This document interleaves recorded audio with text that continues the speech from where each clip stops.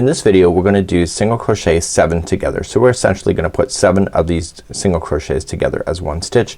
You may find this in amigurumi projects. So chain up 1 if it was the starting of a row or round, and the first 7, so 1, 2, 3, 4, 5, 6, 7 will each be a single crochet that is gonna come together, and it's really gonna buckle it to make it into one stitch.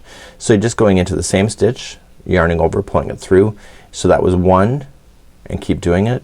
2, keep going to the next one. 3, 4, 5, 6, and 7. So now you have a total of 8 loops on your hook because you collected the 7. So the first loop is the beginning one, and then you're yarning over and pulling it through all of those loops. And this is single crochet 7 together. So if you wanted to repeat that again, you could sometimes they have you just chain to form a loop. You've seen this in Catherine wheel stitch projects. This is how they would do it, and then they would move on to the next one. So usually if this ends up happening is that you would chain another 2 and then begin again of collecting your stitches. So you see by chaining 2 you reached over and ready for the next stitch. So this is how you do single crochet 7 together.